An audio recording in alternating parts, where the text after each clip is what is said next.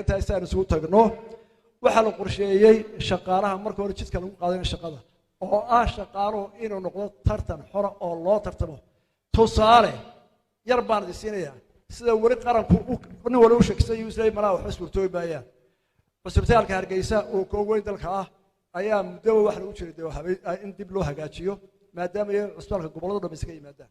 deetana waxa la yiri waa in la sameeyaa dadka hogaaminaya ugu horeeya ee cusbitaalka maamulka waa gudoomiyaha waa ku xigeenka waa ka shaqaalaha waa ka qaybta daawooyinka waa ka qaybta dhakhaatiirta waxa la isweydiiyay sideen ku sixi karaa waxa loo tartamo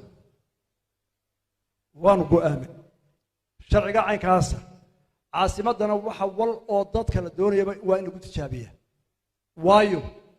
dalkoo dhammi badankiisu caasimadu isugu yimid afrikana waxa lagu xantaa caasimada wax liqa oo caasimada qura ka shaqeynta kale waa la ilooba had iyo jeer dadka caasimadaha deganina waxay ku cawdaan annaga ayaa ku dulmano waxay baa naga dhaxeeyo biyihii baa lagu cariyo shaqadii baa lagu ciliyay iyadoo taas murankaasi jiro waxaan ogaaminay in toddobada xil ee waaweyn oo kuwa dawladda ugu mushaahara badan in tartan loo galo qaranka oo dhan halkaynu joognaan ku sheegayaa maalinta u horeysay waxa ii soo baxay phenomenada inaynu daweyno waxa ii yimid degmooyinka Hargeysa oo dhan rag ka socda oo odayaal nasiib wanaag habluhu kuma jirin waxay yiraahdeen madaxweyne waxa tidhi hal lagu tartamo cusbitaalka yar Hargeysa dhalinyarada Hargeysana meel la gobolada uga shaqatay karta labadaba marka hore mushaara ku filan ma siiso inaan kaanu ceergabo diraadee ma masruuf kara anagu ama inaan taano diro talabaad de Hargeysa qodal lagu tartamay dad lagu tartamo waxay ahayd jawaabtii igu fududeyd ee ka jawaabo wax la weydiiyo waxaan ku uri aad iyo aad baan ugu faraxsanahay idinkoo shantii xaafadaha Hargeysa in ay timaadeen waayo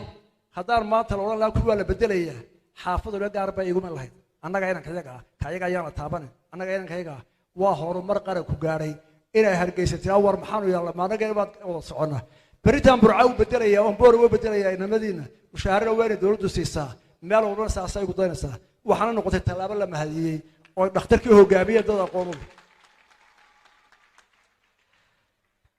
waxaanu sameynay barnaamijka tirakoobka shaqaalaha qaranka shaqaalaha dawladda xukuumadda qaranka waxa ku jira hay'ado badan madax taabasho inta shaqeysa sanadii dheeraad waxaan loo referay in tirada shaqada la helo horta waayo dad waxaanu dagaalnay iyo dhibaatooyin ka soo doogado shaqooyinka istabka iyo inuu wada dhisnay waxaanu eegnay waxaanu dib u eegis iyo casriyeyn ku sameynay qaabka dhismeedka wasaaradaha iyo hay'adaha oo dhan wararta wasaaradaha iyo hay'adu imsay qaad karaan imsay waa xad baahay sax ma aha in waliba suuf kale wasaaradaha u sameeyo waxaanu dib u habeynay oo hoos ugu noqonay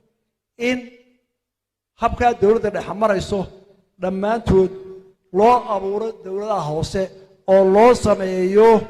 xuduudda shaqaalaha u maamulisa dawladaha hoose iyo iskuuliya tabar gaar loogu sameeyo dawladaha hoose oo miisaan weyn ku leh shaqaalaha qaranka oo aanay noqonin kolba ciida joogtaa inay midna soo celiso si ay xuquuqdu u sinaato dadka oo dhan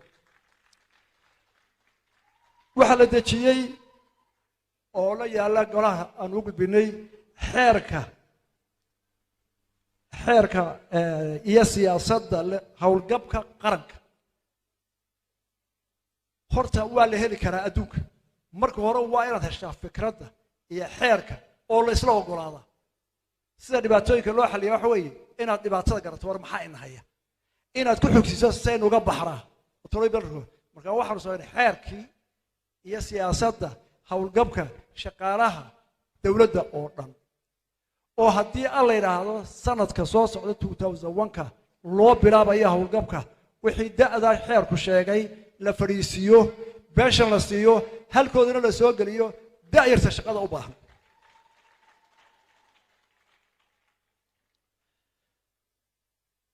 si aynu u hubino inuu inoo hirgalo hawlgabka shaqaaluhu iyo ciidamadu sanadka soo socda ee 2001 iyo 2002 shaqaalaha hawlgabka ee shaqaalaha madaniga ciidamada ma aha dhammaantood hawlgabkoodu waa diyaar inta hawlgabaysa kharashkoodiina waa loo hayaa oo qaranku u diyaariyey waxa ku xiga markaa in ciidamadana sidoo kale hawlgabkoodii loo diyaariyo oo la socda kan dhaqaalahoodina inta badan loo hayo oo haddii la yidhahdo ugu dambayn sanadka soo socda dhexdiisa loo bilaabi doono qodobka afraad ee aynu doonayno inuu ku saxno inuu dowladnimadeenu noqoto mid hufan oo la wada leeyahay qof waliba aaminsan yahay halkay ka qaldantayna la sixi karaa waa hanti dhowraha guud hanti dhowraha guud wuxuu ka mas'uul yahay inuu qaranka hantiisa ku ilaaliyo madaxweyne ilaa waashmanka ugu hooseeya waa mas'uuliyad saaran cidda xilka haysa ee hanti dhowraha guuda oo qaranku ka sugaayo haddaba si taa loo fuliyo waxaynu ku soo kordhinay hawshuu qaban jiray ee loo yaqaanay hanti dhowraa galay xarig cas buu ku dhajiyey ina hebel baa la xidhayaa odayaal soo gurmadaan fiidyaha waxa la doonana isugu yimaado oo la ordo waxay noqotay dhibaato u baahan mujtamaca marka hore in loo sharaxo qofku wuxuu qabanaya xaq loogu leeyahay waxaanu samaynay ku dhaqanka shuruucda hanti dhowr markuu baada u yimaado wasaarad ama hay dowladda ka mid ah iyada oo dastuurku sidoo ogol yahay loo gudbi doono waqtigeeda hay-adaha gaarka loo leeyahay oo dhammaan wixii maamul iyo dhaqaale qaran haya waa isku mid si dastuurku qorayay iyagana lagu dabiqi doono inkastoo ay gudahooda ka samaystaan haddana marka uu baarayo meesha waxa la bilaabayaa intaan la oran ma lacag baad cuntay mise maad cunin ma hanti baad dhacday sharcigii ma dabaqday hadduu qofku la sharciyada ma aqaano iyana waa hawl kale yaa geeyay qof aan sharcigii loo soo dhigin meesha waa in qofkii leega waara ya inay dowladdu noqon ninkii carab kala ardayga idin raadhe waa raadhan waan carab laahay adigu raadhe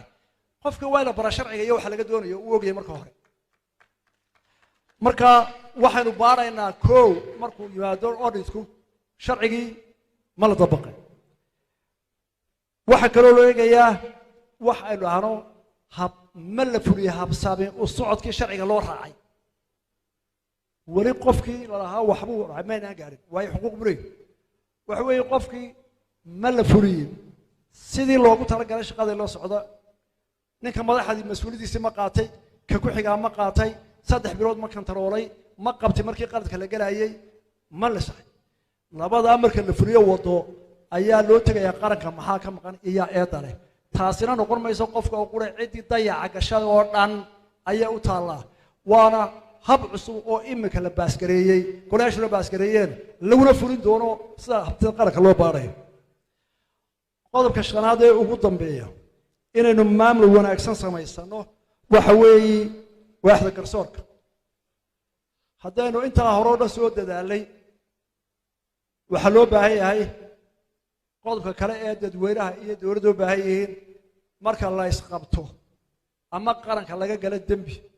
ama qof tirsado dembi ama koox tirsado dembi in lagu gafay waxay xaq u leeyihiin inay helaan cadaalad sugan bini aadmuna intii uu jiray wuxuu ka hadlayay cadaalad